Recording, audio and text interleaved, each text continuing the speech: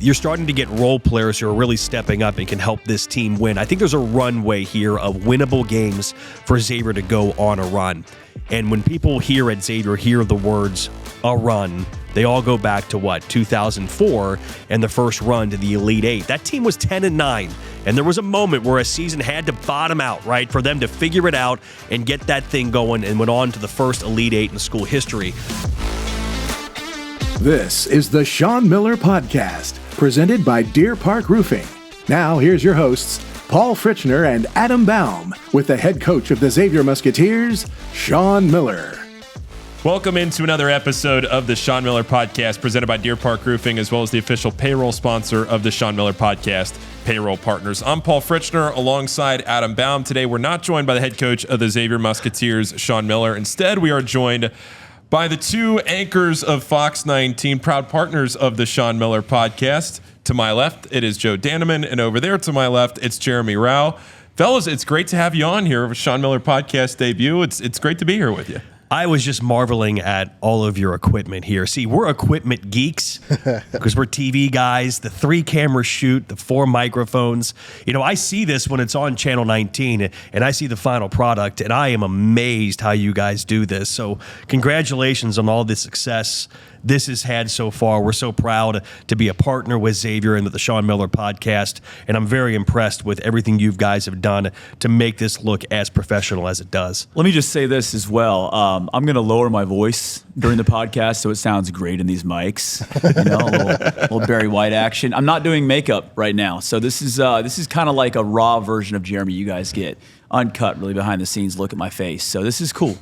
You look good. Thanks, man. Joe, I think we have to start off the show. I got to congratulate you. The 2024 Yeah. Ohio Sportscaster of the Year. Congratulations, Joe. And sincerely, I mean, for me personally, you've been a great help in my career. You've set me up with a lot of things in my career that I'm very thankful for, and you and I have had a great relationship over the years. And then I think a lot of people around this area and clearly around the state can say the same thing. So congratulations. Thank you. If I can say 2 quick things on this. First of all, I've told Jeremy this many times. I'll say it again on this podcast. I wish the award would have both of our names on it because he's just as much part of the success at Fox 19 in our sports department as I am. And secondly, I hope this award is everybody who's had a piece in my career. There's so many people that have opened doors for me, who have taught me things, who have mentored me. I hope they take a small part of this award too, because this doesn't happen without the so many people. You mentioned it, the small things I've done for you. That's me paying it forward for the so many people who have done things for me. So it's been humbling. It's been really cool to hear from a lot of people on this award, but I do wish that Jeremy would share it with me and both of our names would be on that award. Well, I like to call you guys the hardest working guys in show business, in Cincinnati show business, because if you follow local news in this town, you two guys are everywhere, from high school sporting events to college sporting events to professional sporting events. You guys, you do it all. I've worked in Cincinnati media for almost 2 decades now, which is a wild thing for me to say, but you guys are just staples of what this town produces. So. And for me, that's the important part about it. You mentioned doing all the different things. Yeah. I would go a little bit stir crazy if I had to cover one beat. Now, this year, things changed for us a little bit. We became the Bengals flagship station, so we became more Bengals focused than we ever have before. But we understand, us being from Cincinnati, Jeremy being from Central Ohio, what high school sports mean to the local market, what college sports mean to the Cincinnati market. So I think us having that baked in knowledge and a feel of what this town wants from their sports coverage really kind of helps us prioritize everything we've done. Now, our department's expanded, and that's exciting. That's different for us, and I'm so excited about everybody that's now joined our department. But for Jeremy and I, the hustle's been real for a long time, and it's the only way I know how to do it. I'm sure it's the only way he knows how to do it, is I'm just not going to be outworked. Right? I know there are more talented people at whatever we do in life, and I know there are more talented people in this business, but the one thing I can control is my work ethic, and that goes back to the so many people that I learned from, and that is carried down in tradition from the so many people that came before me at Fox 19 on work ethic, and that to me is the one thing I do hang my hat on. I would just say this as well. I think I learned quickly in Cincinnati. I've been here for 11 years now. I think I learned that there's a way that you can really get into the club in Cincinnati, right? There's a way that you can kind of convince everyone in the area, Northern Kentucky, Indiana, Cincinnati, Southwest Ohio, that you mean business, that you're for real, and it's by hard work. I think that this area really respects that, as Joe talked about as well. And there have been chances for me, this is not like a humble flex, but there have been chances for me to go back to my home area in the Columbus area and work several times. And every time they call me, I'm like, no, I love Joe too much. That's not really it. No, you're great, Joe. I thought for a second there you were being serious. It is a big part of it. It is a big part of it. But it's what Joe said. I love the dynamic of this area, guys, and what we're able to cover and all the stuff. But again, it goes back to just, are you willing to kind of prove to everyone around, the viewers most importantly, that you're willing to go out and hustle? And I think once you prove that in this area, and now 11 years of doing that here, I think that the proof can be in the pudding as long as you keep that up, right? You can never kind of let up. People see that difference. And so we hope to be about that. And I feel like I'm kind of an adopted Cincinnati guy now because I hopefully have part of that in me. One of the things that I find really interesting about this area, and you talk about not being from here. I mean, I grew up in Northern Virginia. I'm from just outside the D.C. area, Northern Virginia, born and raised until I came here in 2015. My family's from Cincinnati, so I was familiar with the area, grew up on Skyline Chili over the holidays. But I wasn't natively from here until I moved here in 2015 as a freshman at Xavier. But I say all that because high school football gets little to no coverage. It's very good recruiting ground. A lot of talent comes out of that area, especially football, basketball. There's a ton of talent. You think of DeMatha, PVI. Xavier has Nick Lewis coming from Gonzaga next year. There's a ton of talent, but there's just so much to do that high school sports are a complete afterthought.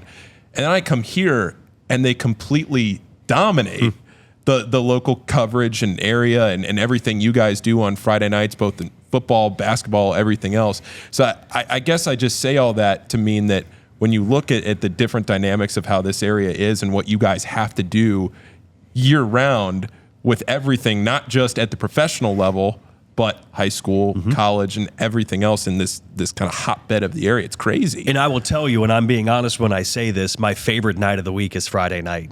There is nothing like the grind, the hustle, and the fun on a Friday night, whether it's football season or basketball season.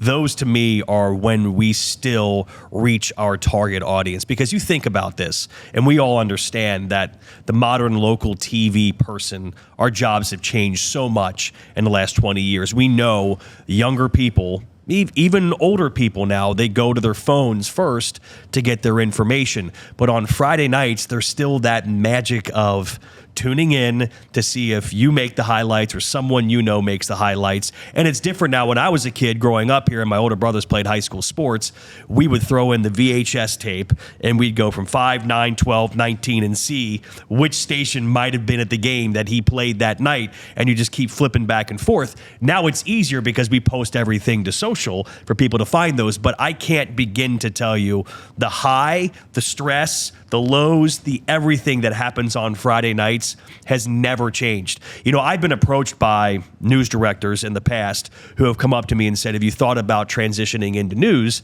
and being a news anchor? And the first thing that comes to mind is me signing off on a Friday night and sending it over to the final quarter and then watching them do the show and me not be part of it.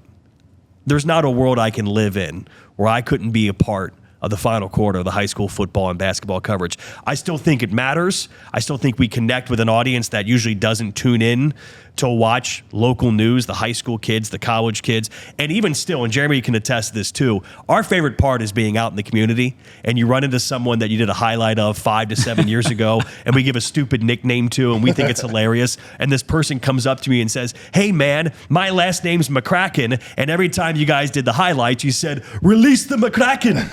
And we think it's the funniest thing in the world. The whole family loves it. I've had families who have changed the name of their family group chat after things that we've called their kids during their sports games. And that's the most Cincinnati thing that can possibly happen, is that someone 5-10 years after they played high school sports can do something like that. Every now and then in my Twitter mentions, I'll get like a like from some kid who made a play 12 years ago and went back into Twitter to find it and like it. And that just, it brightens my day. It's a cool thing. It's my favorite show. And to Paul's point, it's very much so Cincinnati. I was on a plane recently and there was a dad who's like, hey, hey, you're the Fox 19 guy. And he pulls out his phone and he's got a clip from his son, like a high school football highlight from like 7 or 8 years ago that he saved on his phone. And it's me doing the highlight. And I'm like, oh no, what did I say? Yeah. And that's what I always think is, oh no, Same. What did I say? Logan Vrax was a player that we covered. And because it was Logan Vrax, I thought Lorax. And we always said he speaks for the trees. And I have to think that Logan Vrax thought for years, why in the heck do they say he speaks for the trees? Because my brain is demented. That's why. And it's why I love this job. I'm trying to go back. I have one of those in my Twitter bookmarks. I have one of those. I was broadcasting a high school game. This was probably 2020, and you pan to a shot of me, fantastic, up there calling the game, and I forget exactly what you said, but I have that clip of that. So speaking to it, you are 2 feet away Joe from will that get right you. here. If you look, if you're at a game and Joe is in the building, do not be caught doing something that you don't want to be doing. Well, it could be eating popcorn, whatever it is. Do not. You're the popcorn bandit. I'm the popcorn guy. But like, Joe will put the camera on you. I kid you not. In the middle of a high school basketball game, when you've got another game to go to, Joe, and I know you do, and you want to be there for 10, 15 minutes max, Joe will put the camera on you for 5 minutes waiting for something. And then he'll come back and he'll joke about it. I think it's important to understand the flavor of the event is not just the game, especially when it comes to high school. Because, we're all there to watch the athletes compete, but there is always so much interesting stuff in the crowd, especially at a high school game with student sections and some of the themes they come up with. Hairstyles. Yeah, it's fun, man. I'm telling you. So he's right. I have one eye on the court and one eye in the stands to find something interesting to show on the news tonight. That's from Dan Hort. That's something Dan Hort taught me right when I walked in the door at Fox 19 was keep an eye out for anything funny at all times, because even though we're news, we're also entertainment, and we have to entertain people. Because if I'm showing highlights of St. Xavier against Elder, why does someone in Union, Kentucky care about that game? They don't, but if I can make it fun, make it interesting by showing something stupid in the crowd, then you start to understand the product of what we're trying to do on a Friday night. They should care. Let's be clear. They should care. Anytime Elder and St. X Did you find it? February 13th, 2021. You got me and Dan Shields in a broadcast booth at Cupcat. I have to go back in the archives and find exactly what I said there. Dan Shields being a good friend of mine, I can only imagine what I said. The best version of Joe, and I have to apologize to local teams, but the best version of Joe is when FC Cincinnati, their first 3 years in Major League Soccer, went through some really bad years, and those were Joe's best highlights. Because Cyclones get pretty good. The Cyclones also with the pyramid, like if it's anything like that. Because it's a Cyclones game. It's a Cyclones game. No one cares about the result. No one cares about the results. I know some of you are going to say you do, but you don't, mostly. And so Joe will we go back through those scripts all the time in the archives and just laugh our we're in butts off tears at what Joe, sometimes I wrote something that I'm like, there's no way I wrote that and said that on air. And I still have a job at Fox 19, which is a blessing. But it happens all the time. And it's Joe's way, I think, of, especially with FC Cincinnati. It's like when they're going through it and they're really struggling and having bad years, it's Joe's way of kind of lightening the blow a little bit, where he has fun with those highlights. There are some epic ones on there, man. Yeah. There really are.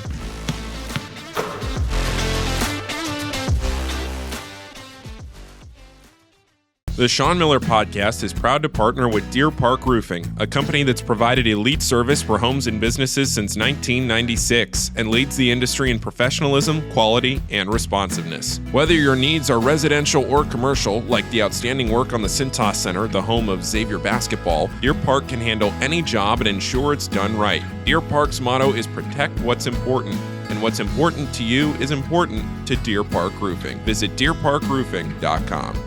Stop renting your power, own it.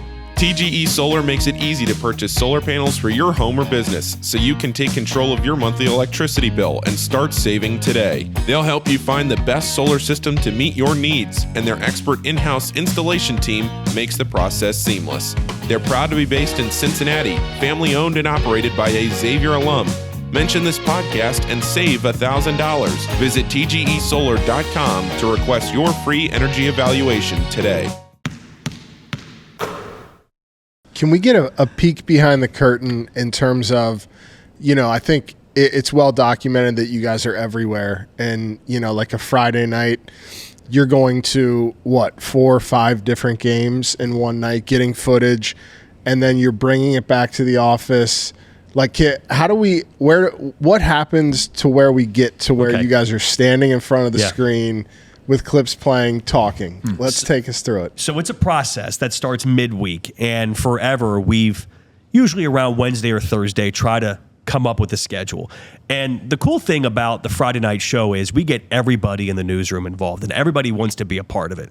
So all the news photographers, even some of the producers, are available to shoot because we can't get to, especially with football, because it takes a while to get football highlights, right? You can go into a basketball game and get 2 or 3 highlights in 2 minutes and you're gone.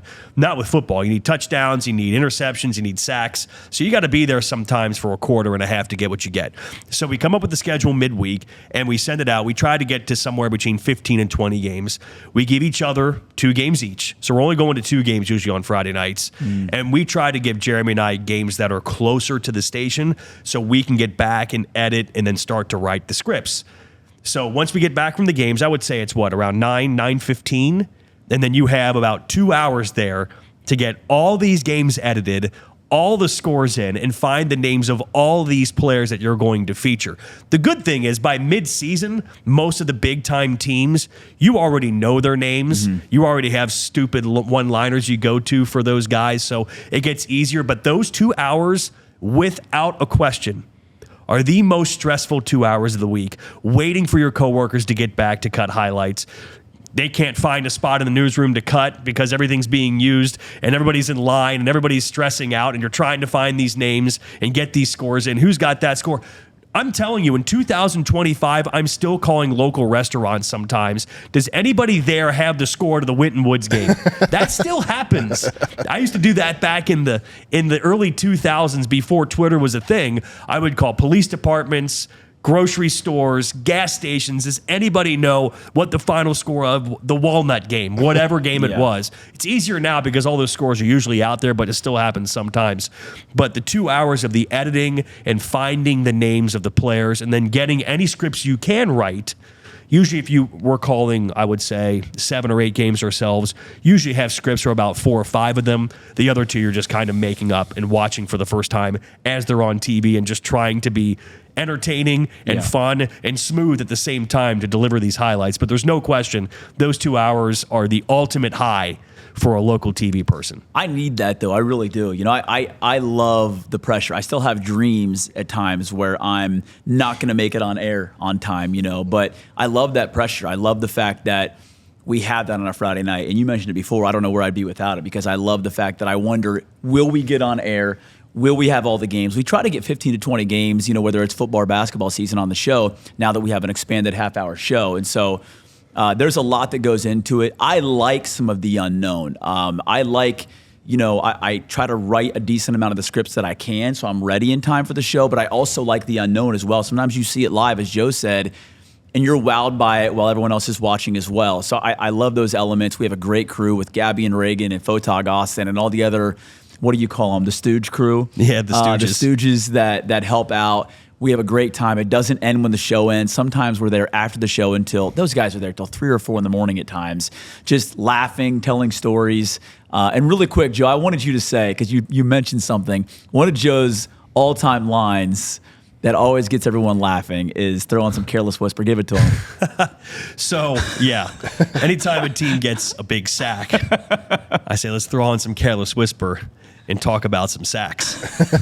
And I think for the longest time, Jeremy thought I was referencing something else. I've forgotten the song. I'm like, oh yeah, saxophone it's the most is a iconic big part. saxophone song of my generation. So yeah, that's one of my favorites. And I think too, if you go back and you watch old Sports Center, it's a bit like that. That's the vibe we like. That's what we grew up with. That's what we were molded by. And I still think 70 to 80% of the jokes or one-liners we drop during the show are to make each other laugh. And I think if we're laughing, the audience wants to laugh with us. And so I think that plays well. And that to me, too, was a favorite part of the show is what is he going to say tonight that's going to send me? I can count on, 2 hands, 2 feet, 20 fingers and toes, the number of times I've had to walk off set because I'm in a laughing fit because of this guy. Otherwise, I'll torpedo the show because if I start going, he's out, somebody's got to keep it together. So I literally leave the room. Otherwise, the whole show is going to tank because I can't stop laughing. It's a great time. Yeah. I think it's interesting you bring that up about the guys that you looked, maybe molded your career after from back in the day. And you think about guys like Kenny Mayne on SportsCenter, or now Scott Van Pelt or Stuart Scott or any of these guys, these big names that had so much fun on the air. And now, if you watch ESPN or if you watch a lot of these talk shows, it's become, a lot of former players and a lot of, former coaches, whoever it is, that you've kind of lost the true journalist, fun, shticky, comedic effect of what sports coverage at the height of its power used to be. Yeah. It's kind of interesting how the whole industry has changed. And we can see the success that SVP has had, that there is still a want for that. Yep. And kudos to him. He understood it. He saw the space for it. He's taken advantage of it. And he does it as well as anybody I can remember. He does such a great job. And if anybody's watching this, watch Scott Van Pelt and look how easy he makes it. It's not that easy. Effortless. I watch that show sometimes with my brother, and my brother will be like, oh, I could do that. That's so easy. Look how easy it is. I'm like, that's because he's that good. He makes it look that easy. And so to Paul's point, the idea that there still needs to be somebody, and I think the Scott Van Pelt model is great because it's almost half sports show, half late show, where it's a comedic effect and we'll have some guests, but I do think there's still a marketplace for that. People still want that, and I think that's what we kind of tried to model ours after.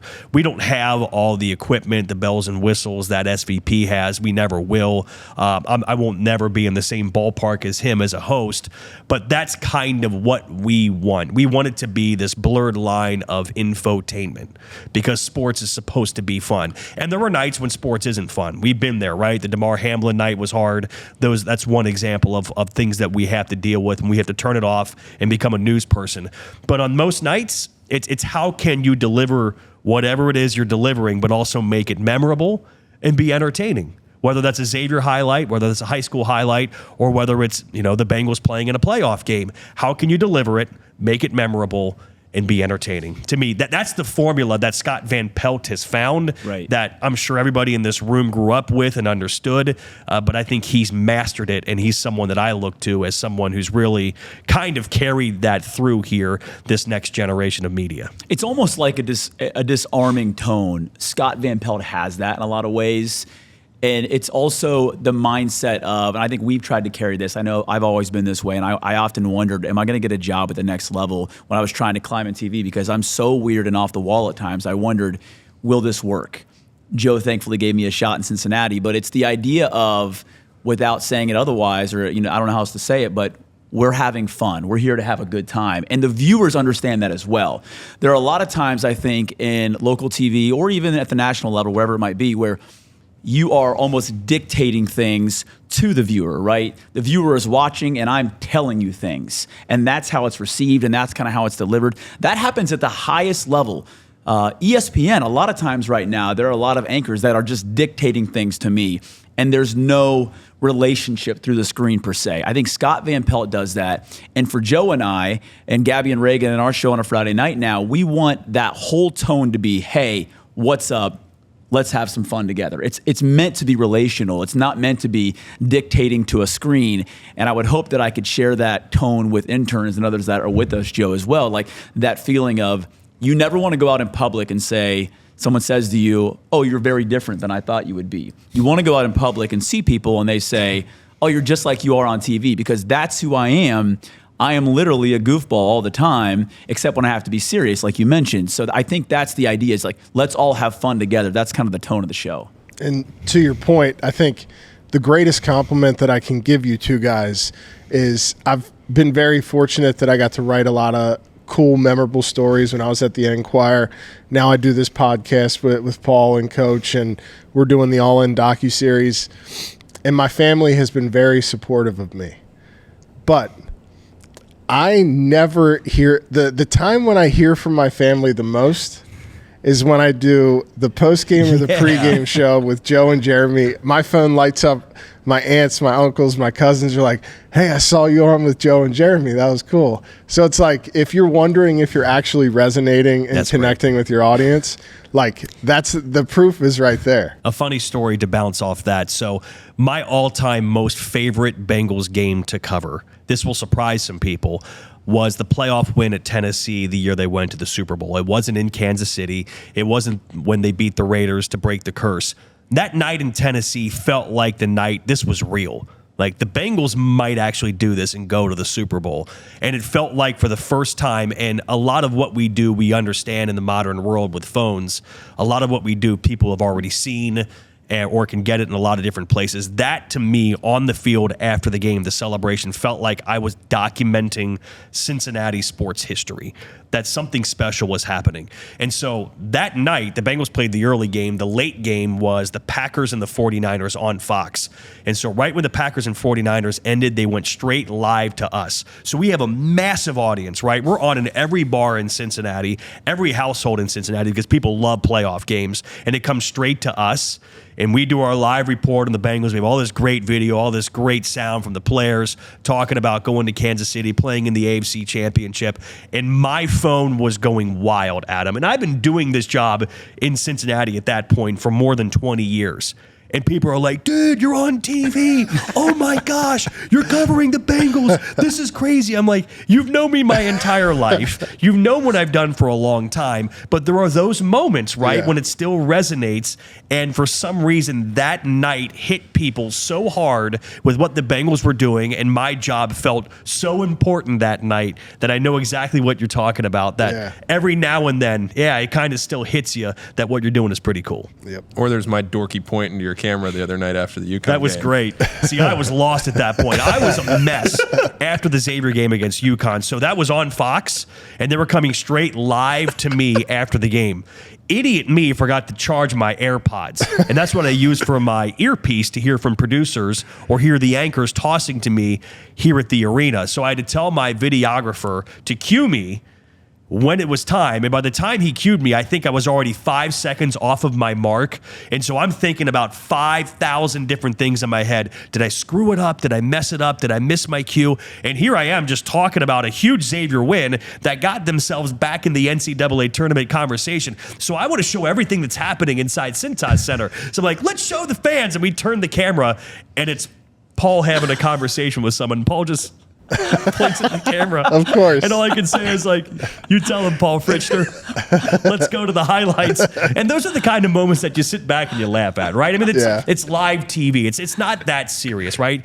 One of the great pieces of advice I got from somebody who worked at Fox 19 before me was, it's just television. Don't take it so seriously. If you mess up, who cares? You get another at bat tomorrow. Not a big deal. And those moments, just have fun with it. It's the best thing you can do, and just roll with it. But yeah, that's the Paul point at the TV after the UConn win here at Cintas Center. Yeah, because I had no idea what to talk about at that point, because my mind was so frazzled by me forgetting to check my AirPods. Yeah, because right after that, you walked into the media room. We're all waiting for the post-game press conference, and I hear Joe's voice going, hey, anyone under the age of 25, can you help me figure out how to reconnect my AirPods? And then a few minutes later, you walked back in and you said, I figured it out. Apparently, you have to charge your AirPods. That's exactly right. The funny thing was, I was asking anybody under 25. Some guy's like, yeah, hit this forget this device button. We're doing all these things. I had another hit later on in the show. And yeah, I said, yeah, I should have charged them. That would work. And now, there's a good reason they were dead. Because Jeremy and I had just gotten back from the national championship game, and I had those things in my ear for like a solid hour after the game as we were running around on the field trying to hunt down Ohio State players, and especially guys from the Cincinnati area after they won the national championship, and I didn't charge them when I got back home. And so that's the reason that whole live shot was fun and interesting, and Paul made another cameo on TV. Sure.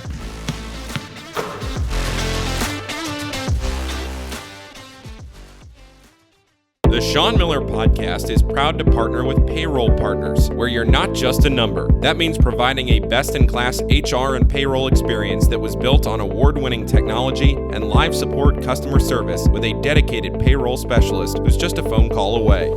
You shouldn't have to choose between technology and customer service. At Payroll Partners, you get both. Payroll Partners is locally owned and operated by a proud Xavier alum. Visit payrollpartners.net. That's payrollpartners.net. The journey to move medicine forward takes an unwavering commitment to solving complex patient care. Innovative thinkers driven to change lives. A therapeutically focused contract research organization. A diverse team committed to comprehensive patient care. All leading to successful drug approval. Join the CTI team on our journey to move medicine forward.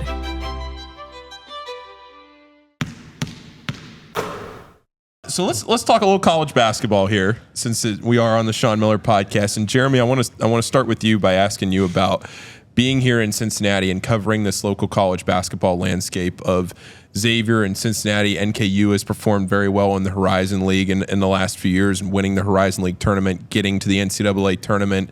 And of course, this region cares a lot about Kentucky and a little bit of Louisville as well. But having Xavier and Cincinnati, two dynamic, high-level power conference Division I programs in this city, what kind of an opportunity does that provide to you guys as a sports department to constantly give coverage to college basketball like that, which is very beloved in this city? Yeah, it's a huge part of what we do. It's a huge part of our brand, and it's a very exciting part of what we do. You know, and it's so cool to me that it's not just, as you mentioned, UC and Xavier. It's been so much fun to see the NKU rise and see their success and cover those journeys as well. You know, there's a lot of chances to cover UK as well. We've done that in the tournaments. And even with Miami this season and what Travis Steele is doing with the Red Hawks and their best start in MAC play in more than 25 years, it's been cool to see that. Travis obviously has connections here to Xavier, and I talked with him recently about just how much he learned here and coming so close so many times and now getting a chance to possibly finally break through at Miami if they can win in a one bid league in March. But for UC and Xavier, I would describe my early years here in Cincinnati, because I got here late 2013, as better than I realized I had it, if that makes any sense. Now, we've seen Sean Miller have success, obviously, and even recently when he took Xavier back to the Sweet 16 in Kansas City a couple of years ago in his first year back. But when it was like it was with Mick and Mac, and Joe and I have talked about this so much, there were times where you would go to a Mick Cronin press conference and you would think, I'm going to get berated today. Something's going to happen weird. He'll say something that catches me off guard, and I won't know how to respond in the moment. But the best way to respond with Mick Cronin is to not say something, let him pause for 2 seconds, because more's coming. More is always coming with Mick Cronin. And at the time, there was a lot of success under Mick, obviously, in the American Conference then. It was frustrating at times to cover him in a weird, twisted Stockholm Syndrome kind of way. I miss it.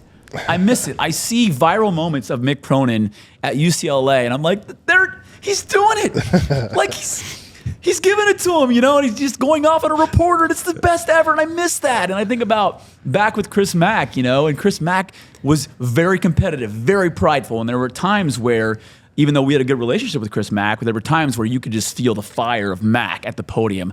Obviously, the one time when he said the only narrative is going to be us beating Cincinnati after JP and Mick Cronin went head-to-head. And there's so many great moments, but it's not just the coaches and those moments that I really, really look back fondly on and think about how much I enjoyed that, Paul. It's the tournament success.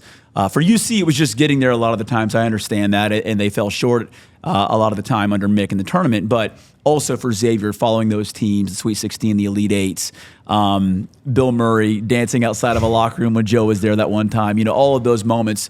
I want more. I crave more of that now, Paul. I mean, I never thought we'd be in this big of a drought with UC basketball going back to pre-COVID, thinking about making the tournaments. For Xavier, I mentioned it, Sean Miller took him a couple of years ago, but I want to go back in some ways to where it's more of a normal thing. Bigger conferences now, it's a challenge in a lot of ways, UC explicitly for that. But I want to cover more basketball in March. That has not happened enough lately, in my opinion. Can I tell a great story about Jeremy and Mick Cronin?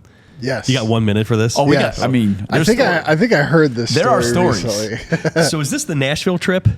The famous Nashville trip? are you talking about whether or not he was going to sleep Yes. at night? Yeah, This that is was the Nashville trip when Xavier The and Nashville UC trip lost. Yes. is the trip where Jeremy realized, 5 years into your I was probably about tenure like in 4.5, 5 Cincinnati, years in, yeah. that Cincinnati sports are just, I'm not going to use the word cursed, but there's a couple levels of hardship you got to go through. There's some voodoo. Yeah, Yeah. that Cincinnati sports go with. He really hit it that night when Xavier and UC lost back-to-back. He was in a mood. So UC loses, okay? So UC loses to Nevada after blowing a big lead in the final 10, 11 minutes. 22-point lead with 10 minutes. 22-point lead with 10 minutes left. And Jeremy says to Mick Cronin in the hallway in Nashville at Bridgestone Arena, he said, is this the kind of loss that'll cause you to lose sleep at night? And Mick Cronin says back... Mick Cronin says back something along the lines of like, how do I know? I haven't gone to sleep How do I yet know tonight. I haven't gone to sleep yet? Is that a serious question? Call me tomorrow and I'll let you know if I lost any sleep. So there we are on the car ride back to Cincinnati from Nashville. Yeah. Jeremy picks up his phone and calls the man. Calls Mick Cronin to get his reaction. I called Mick the next day. Mick did not answer, but course. Jeremy left him a voicemail and says, hi, this is Jeremy Rauch with Fox 19. Mick, you told me last night after the loss to give you a call to let you know if you slept well or not. I don't know if Mick ever got the message, but I'm in the passenger seat, blue in the face, laughing as this is happening. Because there's only one guy who actually would do that. I wouldn't have the guts to do that. Yeah, I wouldn't have done it. This dude did that. And I still wonder to this day if Mick Cronin ever got that voicemail. The thing is, I was asking it in present tense, and so he was ticked off in the moment, and I shouldn't have followed up probably in the moment, understanding he was frustrated, but it was like, how do you blow this kind of lead? How does this happen? How do you exit early from the tournament again when you're a 2 seed like this with that kind of a lead? And that was the tone, right? But, he took it like, I haven't been to sleep yet. How would I know? And then he kind of stormed out saying, is that a serious question? So, sometimes if I'm challenged a little bit by someone, I do hold a grudge or I do take it too far. And I called him the next day.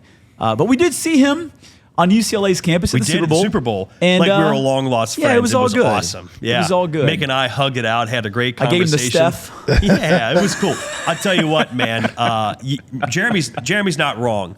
And we all understand Sean Miller's reputation, how great of a coach he is. Yeah. But the big personalities for us in TV, guys at coaches who will fly off the handle and say outrageous things, that helped our business a lot. Sean's a little more buttoned up that way. Sean gets it.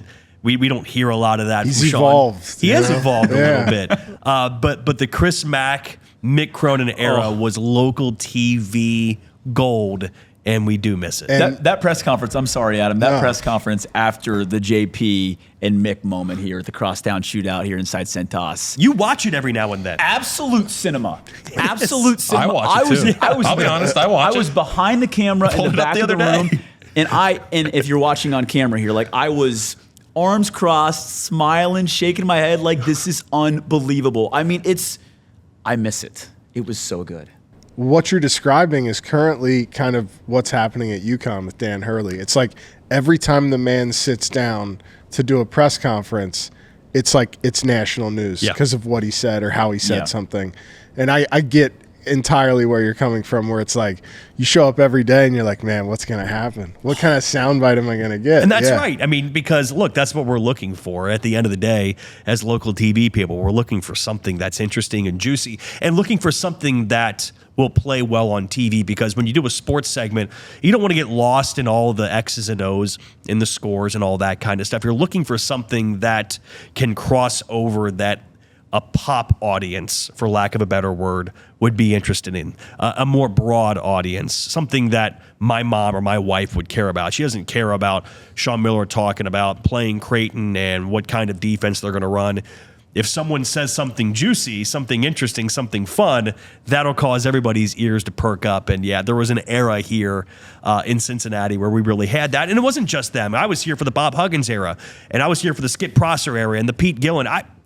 I've been through all these coaches and seen the different personalities that have come through the two programs. And I think that's great. Back to your point about Dan Hurley, I think Dan Hurley is great for college basketball. Agreed. Because in the NIL era, when teams and players are changing every single year, I grew up with iconic players staying at places for 4 years, and you grew to love them or you grew to hate them. And that's what coaches have to be now, right? They're the only ones who stay at programs now for multiple years. And so for Dan Hurley now to be a guy that people are going to love, or in a lot of cases people are going to hate, I think it's great for college basketball to have that personality, because it has to be a coach-driven personality sport, because people can't connect with the so many changing players at whatever basketball program it is. That's why I think Dan Hurley really is good for college basketball. Because Coach K's gone, Boeheim's gone. All these guys that were just towering figures in college basketball that were Roy Williams, Jay Wright. I mean, you go down the list. Jay Wright it's as well. crazy. Yeah. Like all these Tony guys. Bennett at Virginia. Absolutely. All these guys that were big names, and not just that. You either loved them or you hated them. College basketball needs that. And look, I mean, UConn's the two-time defending champs. Certainly, there's a lot of feelings about Dan Hurley right now, but that's what you get, and it's a good thing for college ball, I think. I'm not going to say who day. That was a great line. It's a great line. He gets it. I'm not having fun. We lost. I'm not going to have fun. I think it's great. Yeah. Joe, you've been around here covering Xavier games for years. Like you said, you've been through a lot of different eras of Xavier basketball. You just talked about a lot of them. But looking at this current era of Xavier basketball and trying to navigate some of these waters and getting new faces into the program and everything else, do you have any thoughts on the current, where Xavier is right now and making a push here down the stretch of the season and what this team is doing? I really liked what Sean said after the loss at Creighton, that we're not done, was his quote. And I think there's a runway here for Xavier, a team that is finally, I think, starting to find the roles for each player, now starting to get production from role players. And you name a given night. Is it John Hughley? Is it Dante Maddox? Is it somebody else from off the bench? You're starting to get role players who are really stepping up and can help this team win. I think there's a runway here of winnable games for Xavier to go on a run. And when people here at Xavier hear the words, a run, they all go back to 2004 and the first run to the Elite Eight. That team was 10-9, and there was a moment where a season had to bottom out, right, for them to figure it out and get that thing going, and went on to the first Elite Eight in school history. Everybody here that I listen to, especially on your podcast, Sean talked about it as well, it sounds like that St. John's game here at Cintas Center when the crowd turned on X in a way that I haven't remembered them turning on Xavier. Kind of felt like the bottoming out moment for this team, that they needed that. They needed a kick in the you-know-what to get this thing figured out. And I do think there's winnable games and a runway for this team to go on. And I think Sean has found a mix here of role players and guys in the correct roles and starting to develop some of these guys who came in from outside the program who are starting to feel comfortable in their roles here going forward. So I think there's a shot. I think there's a shot for this team. I don't know what the number is they have to get to the tournament, but they're right there in the conversation, and there are winnable games still for this team to play. So I think Sean's right. I don't think they're done. I think they're actually in a better spot than I thought they would be if you would have asked me this about a month ago. I really do think they've saved the season here in the last couple of weeks, and I think Sean can sense that this team has good basketball in it, that this can be a team that can make the NCAA tournament and can be dangerous in the NCAA tournament with as many shot makers and as many shooters as they do have. This team, I would say, watch out here the final month of the regular season. If they can get hot and go on a run, I don't think anybody's going to want to see them at Madison Square Garden. And if they do get to the NCAA tournament with Sean Miller and some of these older players who are starting to figure it out here at Xavier, I do think they could be dangerous. If you look at what happened here against UConn, that was one of the best atmospheres that this building has had in a long time. I mean, I've been to a lot of games here over the last 20 years and growing up over holidays and being able to get into a game here and there. And now here in the last 10 years, I could probably count on one hand the number of games that I've missed here at Cintas. There aren't many that come to mind that are better than what happened last Saturday against Connecticut. And I was just talking to somebody on staff before we recorded this, and he was conveying to me, we were talking about the rest of this season, and he's just really emphasized to me how important it is that the crowd continues to give this team the atmosphere that they need to win their final home games, outside of the games that they then have to go take care of business on the road.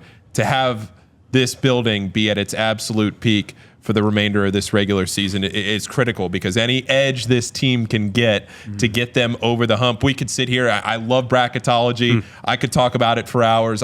We could sit here and spend hours talking about what this team needs to do to play in the NCAA tournament this year. But at the end of the day, if they win their games down the stretch, in a very winnable stretch of games, 9 games left here as we record this, only one quad 1 game remaining, very winnable games for Xavier, and an opportunity at home to take care of business and really do a good job. Can I ask you guys an inside basketball question to build off of what he said? Can you have a retroactive quad 1 win? Yes. Yeah. So if you played them, you beat them, it was a quad 2 win. If they go on a roll, it can be bumped up to UConn quad could 1. rise. And that's the one, right? Yeah. That the UConn game might Now eventually you can turn also into a quad 1. you can get burned the other way too, can. right? Yep. You can have a quad 1 win. Right. That team can fall off a cliff and it becomes But a quad Marquette 2, on the road you know. isn't going to drop. No, that one's safe. That one's Yeah. safe. That's that one's right. safe. Yeah. Go ahead. And to your point about home court advantage, and we saw it in the game against Creighton, and a team who caught fire and I think was pushed and willed to the finish line by their crowd.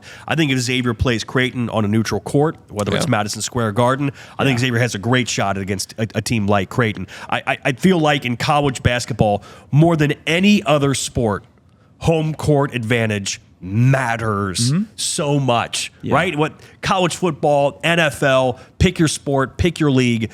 I don't feel like a home crowd does as much as a college basketball crowd. And to your point, Sean's been talking about it, Cintas Center, how much they need it, how much the atmosphere affects a game.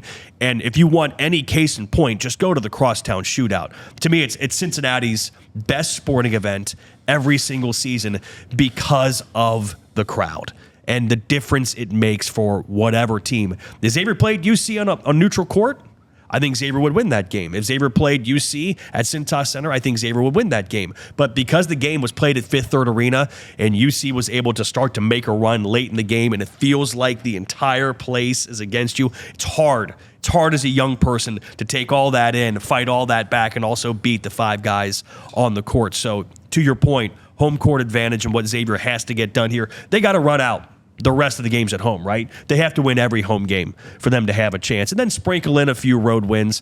I don't know what the number is. 9 regular season games left? I don't know how many of those they have to win. Probably somewhere like 7 or 8, but they've got to take care of home court and win all those games at home. I just want to say, and I've always said this because I'm not a true Cincinnatian, right? I'm a transplant.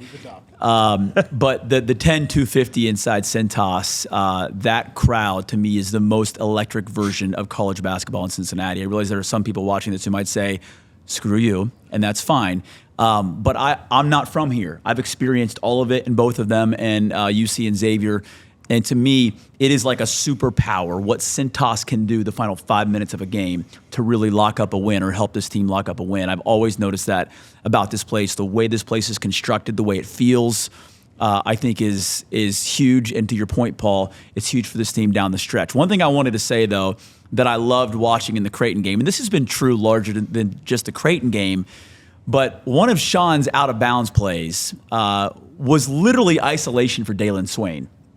And it's one of those guys where they are going to him more and more. They are trusting him. Hey, here you go. Everyone else, get out of the way, go to work. And his confidence growing, I think, has been such a powerful thing for this team.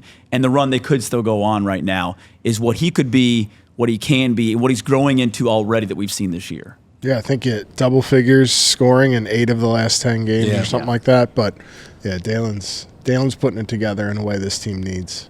Yeah, and just looking at it again, like this team, they have everything in front of them. You can go through the metrics, you can do all the nerdy stuff all day long that you want to, but at the end of the day, which is actually what Paul does during the day. Oh yeah, no doubt. But at the end of the day, if you win games, it all takes care of itself. Winning cures all, as they say. And where they are right now, and we're not going to get into bracketology because it's way too early, but where they are right now, based on their win-loss total and what they have to do to get in, You're looking at a Xavier team.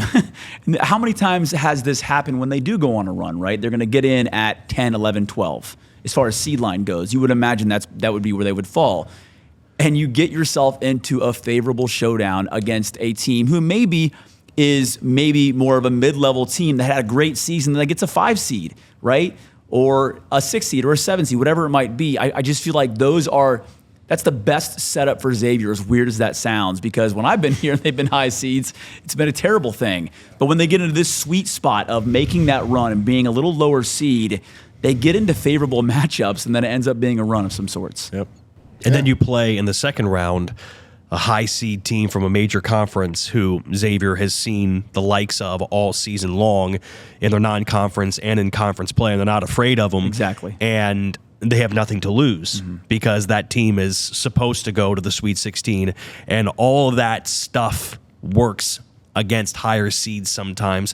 I've seen it so many times covering the NCAA tournament, just how hard it is for the higher seed to win, especially when all the neutral fans who are there at the building or waiting for their game start rooting for the underdog in that situation, and the entire building, except for that little compartment of whoever there is rooting for the higher seed, they can feel the rest of the arena turn on them as they're rooting for the underdog. That's to me is what makes the tournament so great. That to me is why I think underdogs win so much in the NCAA tournament, especially this day and age when non-conference and conference teams, the smaller schools have seen all of these teams before.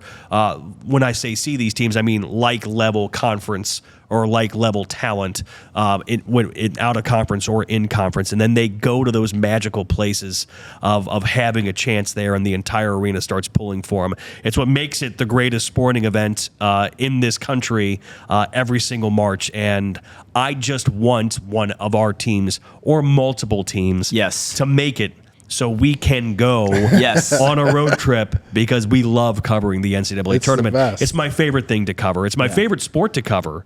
Quite honestly, I talked about high school basketball and high school football, but covering college basketball will forever be my favorite sport to cover. I appreciate you guys doing this. As I said, like, if I were gonna, my Mount Rushmore of Cincinnati media, sports we're already media, there. You're there. You're We're two of young. you're two of my favorite guys in Cincinnati sports media, and I'm glad that we finally got you on the podcast. That's we got to compliment right there. We got to thank John Popovich and George Vogel for retiring. Of course. Well, it's funny because when I was coming up in this business, you couldn't get a job in Cincinnati sports until you were over 40. And now that I'm in my mid 40s, I'm the oldest guy here. That's how much this business has changed in my time in it. Yeah. All right, gentlemen, it was great to have you on today. Thanks for coming here to the Cintas Center and taking the time to do this. And congratulations, guys, on what you're doing. This is outstanding here. Seriously. Keep up the great work. Yeah. Thanks. Appreciate it. Well, we appreciate you guys. We appreciate working with you at Fox 19 and everything else you guys have done to air our shows on Tuesday nights, the All In docuseries, which, if you haven't seen it yet, episode 5 of the All In docuseries did air. Make sure you go watch that. Plenty more where that came from as we go down the stretch of this regular season. Xavier with everything out there in front of them, and we're covering all of that. So thank you to Josh Semsrott back there behind the camera for doing all that. Gabe, our other producer, Gabe Ryan, for being here as well. For Adam, Jeremy, Joe, I'm Paul. Signing off. Thank you for watching this episode of the Sean Miller Podcast, which has been presented by Deer Park Roofing and Payroll Partners, the official payroll sponsor of the Sean Miller Podcast. We will see you next time right here on the Sean Miller Podcast.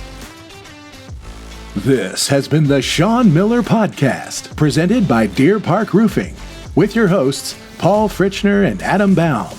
Join us again soon for another episode with the head coach of the Xavier Musketeers, Sean Miller.